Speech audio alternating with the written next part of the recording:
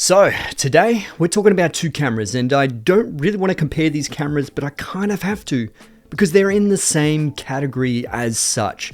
So this is the A7C-R. Now the A7C Mark II obviously released at the same time as this camera, but they have two different sensors. This one has the 61 megapixel sensor that's out of the Sony Alpha 7R Mark V, which is amazing. High resolution sensor, great for photography in terms of portraits and high-end photography work, but it can still actually do some really good video. But this is in a smaller body, so it has different ergonomics, but it's great for people who want to travel. And the A7C Mark II essentially is just like a smaller Alpha 7 Mark IV with that same 33 megapixel sensor. So we kind of have to compare them, but you have to take it into consideration. They're almost for two different people, and the price range. This is 4,999 Australian dollars, whereas the A7C Mark II is $3,499. So there's $1,500 difference between these two cameras. So we're going to compare them, see which one's for you, and see if there actually is $1,500 worth of difference. Let's get into it. What's going on, my friends? I hope you're all doing fantastic, and the timestamps will be below if you do want to skip to certain sections of this video, but we'll go over the whole body in the exterior first in terms of the design, and then we'll go through the interior specs because that's probably where these things will differ quite a lot. Now, first of all, the body design, it's exactly the same as the A7C, and no, it doesn't have that 4D articulating screen like the A7R5 has. This one just has your regular flip screen. So I know a lot of people are a little bit bummed out about that because the rumors were saying that it had that 4D screen, but I absolutely love this flip screen anyway. So in my opinion, I love it. But I mean, the A7R5 screen is pretty amazing. Also, I have to mention that the A7C-R in the box actually gets this nice little handle, which, yeah, they didn't send it to me, but this is an image of it, and this is what you get out of the box if you do get the A7C-R, whereas the A7C Mark II, you would have to buy that extra. A lot of people aren't going to like this, I know. One SD card slot, so it's not a Type A, it's just SD card. So that is an interesting move that they've gone with that one, but obviously with the smaller body, having a dual SD card is going to be quite difficult.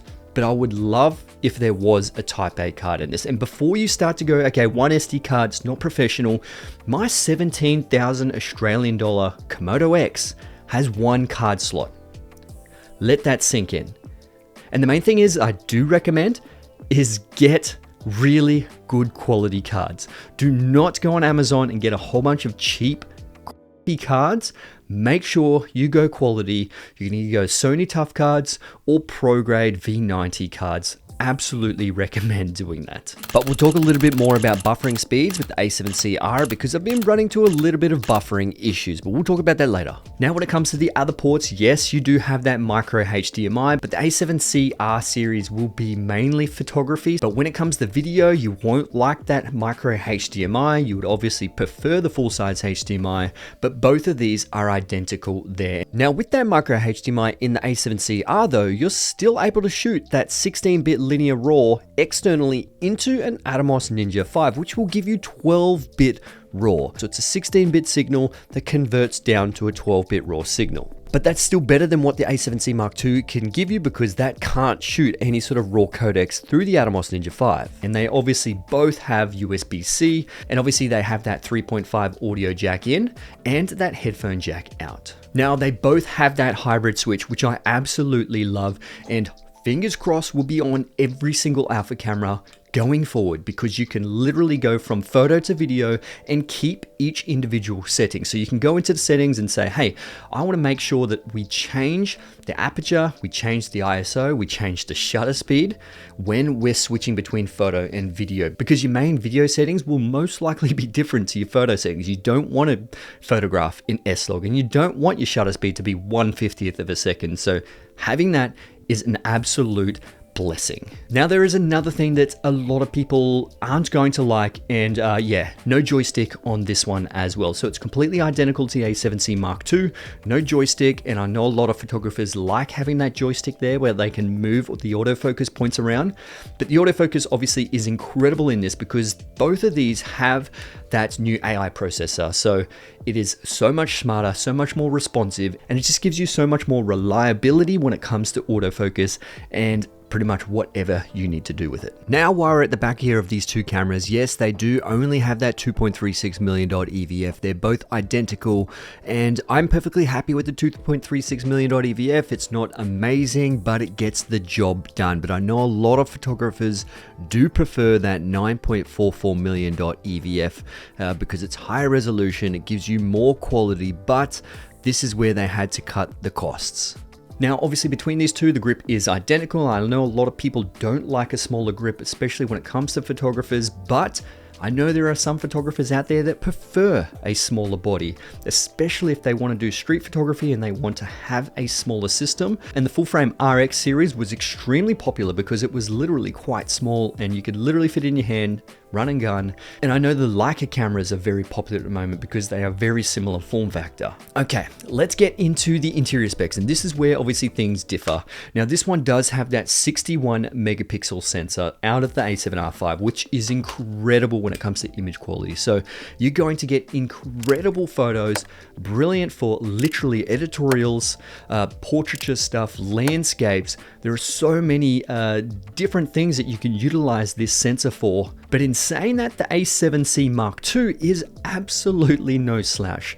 It's the same sensor that's out of the A7 IV that you're seeing right now, and I love the 33 megapixel sensor. Like, it is just that little bit more than the A7 III's 24 megapixel sensor, and it is welcomed. I love it.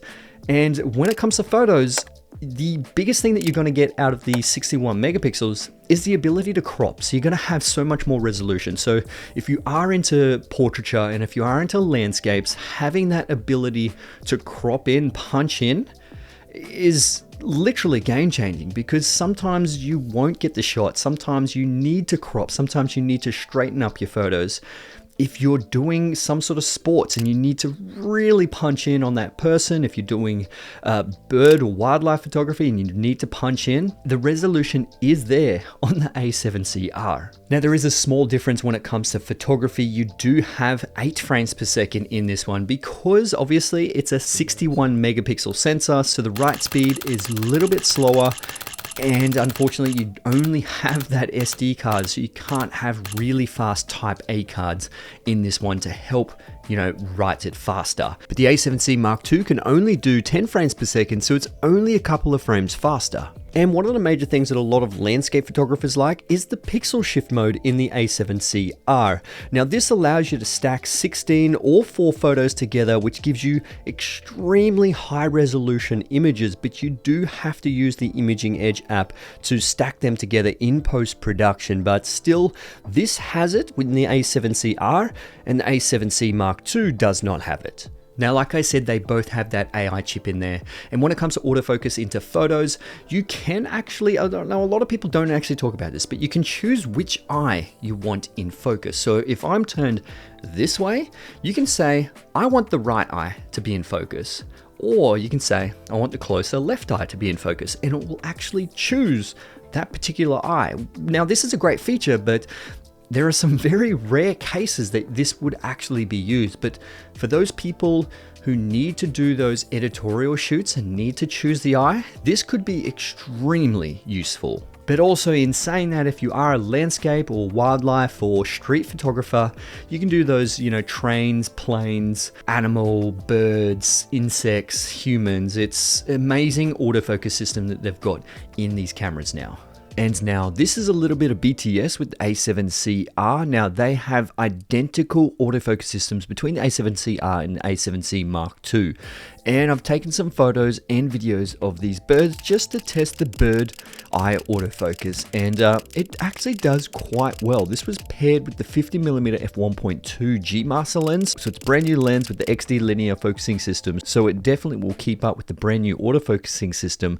And it works really, really well. Okay, now the one thing we've been waiting for is video. Now, I have to say first, the A7CR is mainly a photography camera, hence the higher resolution sensor. And no, it doesn't shoot 8K. And the A7R5 does shoot 8K, but I don't think they wanted to cut into, the A7R line with this camera. So they've removed the 8K and only given you the ability to do 4K 60 frames per second. Now that 60 frames per second is a 1.2 times crop as opposed to the A7C Mark II's 1.5 times crop. And when we actually compare the A7C Mark II's quality against the A7CR, there really isn't much difference, especially in 25 or 50 frames per second. So if I were to say something about the image quality, the A7C Mark II actually does look better in my opinion. The A7CR actually looks like it has some sort of digital sharpening to make it look like it is higher resolution. And as you can see with the rolling shutter performance, the A7C Mark II is pretty much exactly the same as the A7 IV when it comes to rolling shutter, because it is a 7K sensor that downsamples to that 4K, whereas the A7CR actually has fairly decent rolling shutter performance in 25 and 50 frames per second. Now, the one interesting thing about the A7CR is that if you put it into Super 35 crop mode or APS-C mode, you essentially get 6.2K downsampled, whereas the A7C Mark II does not have this. And you can see clearly that the A7CR has a higher resolution and is much clearer in that Super 35 crop mode.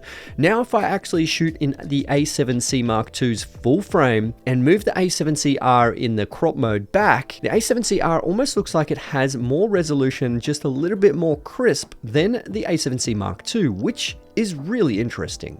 So it seems like if you do video, having it in Super 35 crop mode actually makes this thing perform a lot better in that 4K 24, 4K 25, and 4K 30. It really is much of a muchness, and you are pixel peeping at the end of the day. You're probably going to get a very, very similar image out of both of these cameras. Now, they both also do 10-bit 422 when it comes to color and bit depth. And if you are going to be using these for video, that's going to be great for color grading, especially if you do use S-Log. And if you don't use S-Log, has S-Cinetone in there as well.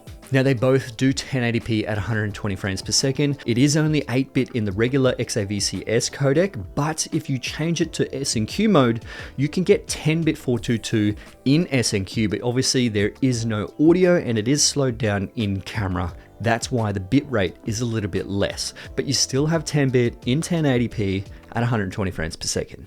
Now, also when it comes to video, they both have that new auto framing feature, which, is really good, especially when it comes to these higher resolution sensors, because you are cropping in so much. You've got so much more resolution to allow for, that crop, and it won't actually look quite soft. The ZV-E1 does have that feature, and it is slightly soft because it's only a 12 megapixel sensor. So they do, in my opinion, look better in the A7C R and the A7C Mark II.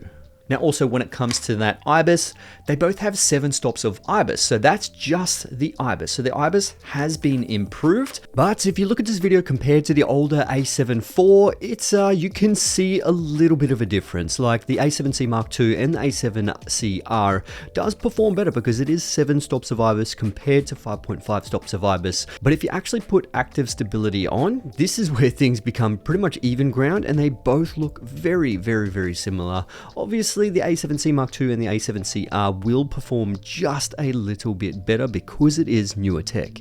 But obviously, if you do want super steady videos, that's probably where you would invest in professional gimbals anyway. Now, also quickly, they do have that second quick menu, so you can go to menu 1, menu 2, and it just gives you a whole bunch of quick options there. And they both also do have that swipe up and swipe across feature, which is very welcomed. Just gives you more touch functionality with your screen, and you can actually go through your menu as well and select certain things. Now, they have that variable shutter mode, they have focus mapping, and obviously breathing compensation as well, which is obviously a plus. Okay, in conclusion, which one is better? This one is really hard to say, but I do still feel like you get better value out of the A7C Mark II. Even though it's only 33 megapixels, you're getting pretty much every single feature in that camera as opposed to the A7C-R. This is pretty much just a very stripped down A7R Mark V. And for $4,000, it's very expensive. And I know a lot of people aren't going to like that. And in my opinion, I prefer the A7C Mark II because it is cheaper and it pretty much has every single feature that you have in this. But if you do need that higher resolution and you don't want to go for the A7R Mark V, then this one would most likely be better. But if you're spending that kind of money, I mean, you could spend just a little bit more and just get the A7R Mark V. But I guess at least Sony are giving you the options there so you can make a formal decision of which one actually suits your workflow. But anyway, my friends, I hope you enjoyed this video, and if you did, give it a thumbs up. That would be absolutely amazing. Subscribe to my channel if you haven't already. But thanks for watching, and I'll see you guys in the next one. All right, let's get it.